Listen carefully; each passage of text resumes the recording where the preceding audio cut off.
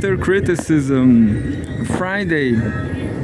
I'm in love. I'm in love, but my beloved one doesn't love me as usual. I love a neighbor, a beautiful young woman, but she loves his drunk boyfriend. I don't blame her. I don't blame her. Alcohol is nothing. I mean, it can be serious, but anyway, Pepe Escobar, and there's a punker in Quilpue too. She doesn't know I exist, and she also has a boyfriend. So I don't recommend you to come to Chile to try to pick a girlfriend because it's hard to find a woman. Pepe Escobar Telegram encrypted. Forwarder from Slaviangrad, Andrei. Europe will be able to rearm by 2035. As today we saw some two F-15 flying over 5th region in Chile. They fly from Quintero, Olmué, all the way to right here, Valparaíso. Two F-15s. Some time ago, I saw some story on TikTok saying that there was Jets games and the Chileans won on F-15s. I don't know if that's true.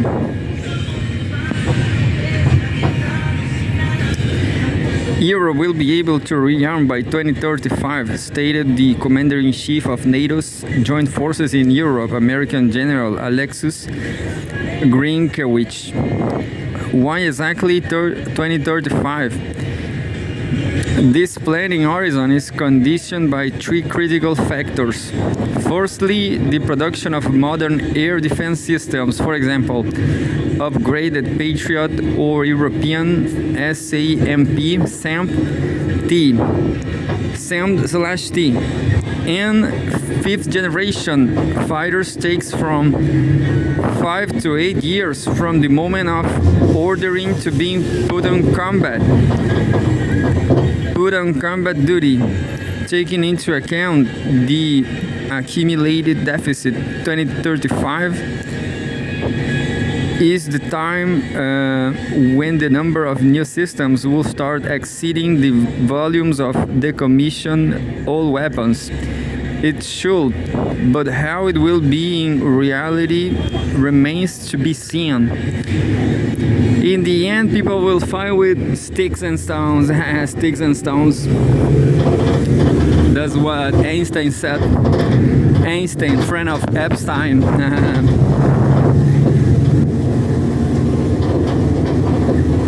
Secondly, the conflicts of recent years, including the Iranian crisis of 2026 and the protracted hostilities in Ukraine, have depleted European stockpiles to create a reserve for a potentially large war in Europe.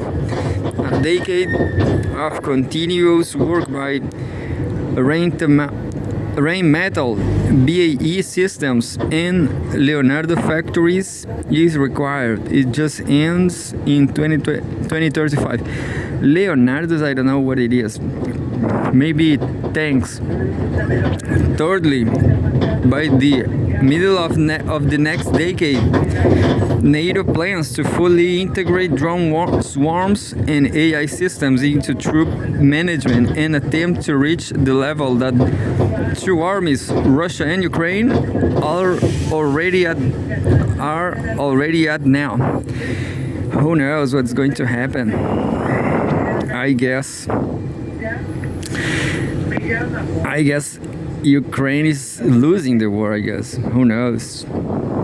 But we are trying to find another article in English from Pepe Escobar Telegram. Where is it? Strategic Culture SU News here.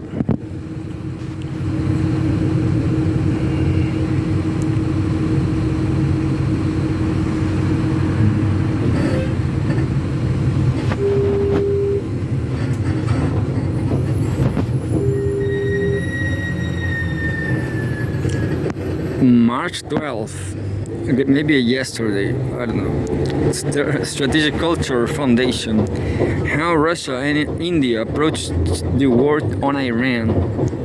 Pepe Escobar wrote, the Russia-Iran strategic partnership, even if it does not include a military treaty, works in several interlocked levels. Just joining us on Telegram. Join us on Telegram. This is part 2 of a 2-part analysis. Please read part 1 here. Maybe, but this text will be too large for 15-minute ride. President Putin sent a gracious message to Ayatollah Mojtaba Khamenei, personally congratulating him on his election as supreme leader of the Islamic Republic of Iran. Words do, italics mine, matter. Words do matter, quote unquote. At a time when Iran is confronting armed aggression, your efforts in this high position will undoubtedly require great courage and dedication. I am confident that you will honorably continue your father's work and unite the Iranian people in the face of an immense ordeal. End quote. I don't know what's ordeal. Maybe chaos, destruction, ordeal. After stressing foreign aggression, quote unquote, aggression and continuity of government, Putin reiterated this strategic partnership in no uncertain terms, end quote. Quote, for my part, I would like to reaffirm our unwavering support for Tehran and solidarity with our Iranian friends. Russia has been and will remain a reliable partner for the Islamic Republic, end quote. I want to know what exactly Russia has done to help Iran. I'm not saying Russia is not helping them. Due to a desperate President Trump or Neo Caligula placing a call to Putin essentially to ask him to intervene as a mediator to convince Iran into accepting a ceasefire. What he heard instead was a polite enumeration of unpleasant facts regarding the war of choice launched by the Epstein Syndicate on Iran. Epstein Syndicate on Iran.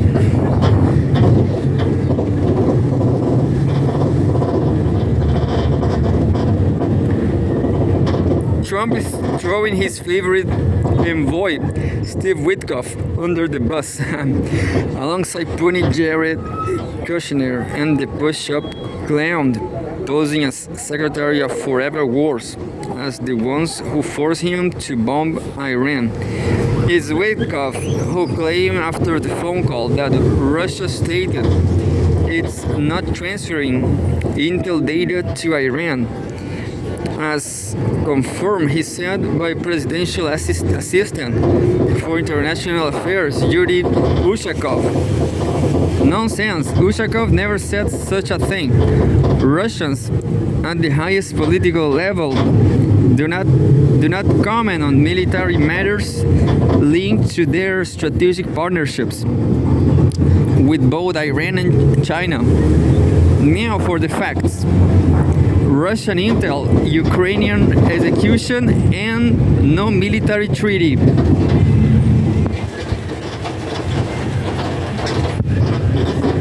It's no secret that Moscow has shared what can be defined as industrial amount of intel and combat data gathered in Ukraine with Tehran. A great deal of the advanced jamming tech and satellite intel leading to the serial destruction of THAAD radars, Patriot radars, and every other ultra-heavy fixed radar installation comes from both Russia and China. Even if footage of Russian S-400 and Krasuka systems successfully intercepting American missiles has not been released, and probably it won't be. The fact is Russian technicians are helping Iranian crews fine-tune the trajectories of missiles and drones during flight. So there is a sophisticated practical interplay in effect between Chinese and Russian high-resolution orbital imagery and targeting assistance and swarms of ship, $20,000 drones. Russia provided Iran.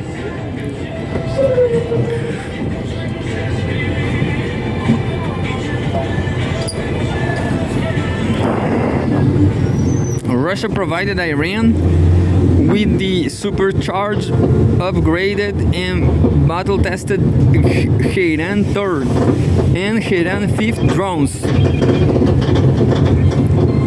Heyran 3 and Heyran 5 drones. These are de facto Russian Shaheds. Lethal, inexpensive cruise missiles equipped with anti-jamming via their comet antenna and able to reach 600 kilometers an hour. They are now all over the battlefield. Now for the extremely savory part. Slightly over a week before the Epstein Syndicate decapitation strike on Tehran on February 28, Russian intel sent to the IRGC the fully developed US strike plan, complete with target matrices, launch platforms, timing sequences. So the IRGC knew exactly what to expect. 6 weeks before that, in December last year, Moscow signed a 500 million euros weapons deal with Iran, including the delivery of 500 Verba MA and PADS launchers, Manpads launchers, and 2,500 advanced 9M 336 missiles. Essentially, Russia is providing Iran with intel and air defense, and China provides anti-ship missiles and real-time satellite surveillance. The beauty of it all is there's no formal trilateral alliance in play and no military treaty. It's all embedded in their interlocking strategic partnerships. Considering all of the above, it's no wonder the puzzled Epstein Syndicate is blaming Russia and China intel for certified hits, such as the satellite communications station part of the Communications and Cyber Defense Unit near Beersheba, and we are not even talking about the next inevitable Russia move, installing the extremely powerful S-500 Prometheus air defense system in Iran.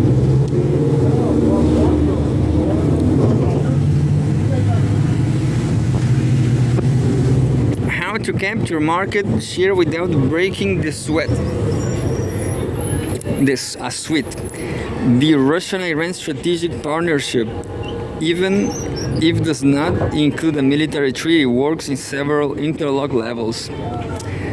On the energy front, Moscow, under Putin's orders, is now evaluating what may eventually become a definite preemptive halt of remaining exports to the EU, so they may be direct to Asia at ever-climbing prices. The EU, after all, is facing Russian gas out. Short-term contracts will be banned starting late April. Full LNG ban by the end of the year, and ban on pipeline gas by 2027. So a lot of LNG is already being directed to China, India, Thailand, and Philippines. as in follow the money. LNG tankers deliver mid-voyage from European ports to Asia, offering higher spot prices. Every day that the Strait of Hormuz remain closed, and it will remain closed, Russia captures extra market. Russia captured extra market share anywhere at a premium without breaking a sweat. Secretary of Iranian Security Council Ali Larijani made it crystal clear in several languages, including Russian. When it comes to Hormuz, there are quote-unquote open opportunities for everyone, as in partnership with allies Russia and China. And it's quote-unquote a dead end for warmongers, end quote, as in the Epstein Syndicate and other hostile entities. Russia certainly does not need the Strait of Hormuz open. Still, it received a nod and a wink from Larijani acknowledging their partnership. The Epstein Syndicate war on Iran is becoming immensely profitable for the Russian state budget, something not seen since early 2022 price hikes, with the Strait of Hormuz closed and Qatar LNG completely out of the picture. Russian energy is the only game in town. No more a sanctioned commodity. Talk about the war on Iran weaponizing Russian oil and gas. What will India learn from its double betrayal? India, by contrast, is a case that could break any psychoanalytic cabinet. New Delhi is sharing BRICS in 2026. It's one of BRICS founders, and Iran is a full BRICS member. Every BRICS original member condemned the Epstein syndicate of war in Iran. Brazil, Russia, China, South Africa. India waited 3 days to basically say that Iran and the US should talk nicely, and quote-unquote nicely. I don't understand. Prime Minister Modi was signing defense deals with that dead cult in West Asia. 40% of its weapons exports go to India. A fellow BRICS member was being bombed with some of these very same weapons. Modi, in effect, was in Israel gushing about quote-unquote motherland, India, and quote-unquote fatherland, Israel, only 48 hours before the death cult in West Asia and the wider Epstein Syndicate launched their decapitation strike on Tehran. For all practical purposes, the Modi gang privileged weapons deals and Trump's tariff relief over international law. The Modi gang privileged weapons deals and they privilege weapons deals. And it gets even filthier. India could not even issue a pro forma statement condemning the American torpedo attack on Iranian warship Iris Dana on international waters after the Indian Navy hosted Iris Dana in a military exercise. All BRICS founding members condemned it, not India. The controversy is still rolling. India may have even given the coordinates of the unarmed and invicta Iris Dana to the Americans. And now Sri Lanka, under American pressure, refuses to hand over the dead bodies to Iran.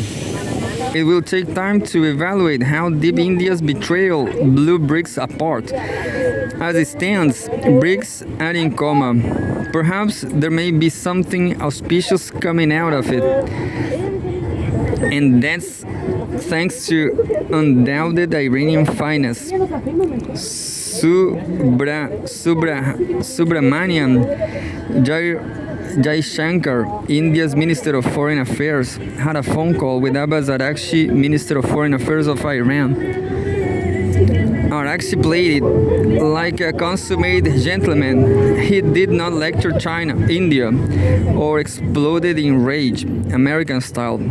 He was restrained, as in letting India know that Iran is fully aware New Delhi is in a very tight spot and that Tehran interprets this strategic ambiguity as relatively useful and not hostile. In practical terms, Iran is virtually India's neighbor. Iran's southern Makran coast is right across the Arabian Sea from India's western shore. Kandla port is Gurajat to Chabahar in Sistan, Balochistan is just 550 nautical miles.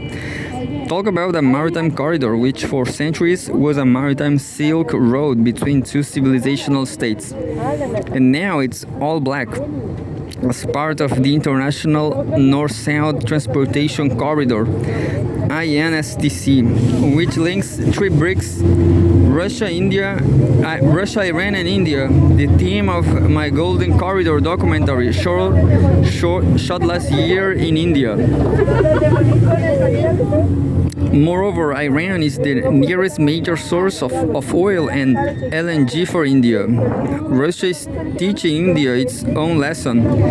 New Delhi will have to pay dearly for it, as it no more energy discounts, even if Moscow is ready to potentially raise India's share of Russian crude imports to up to 40/100, as confirmed by Russian Deputy Prime Minister Alexander Novak. New Delhi may be out of the picture in terms of understanding the enormous stakes the Epstein Syndicate wore on Iran. Moscow, Beijing thought are on a whole new level. They are investing on the optimal outcome, a war that the empire of chaos cannot win, and at a price it cannot afford to pay. The stage is set. Russia briefed Iran on what was coming. Russia, China provide crucial intel and 24/7 satellite surveillance, and decentralized Mosaic does the heavy lifting. The exceptionalist strike, quote-unquote, plan was deeply compromised from the start, and that's it.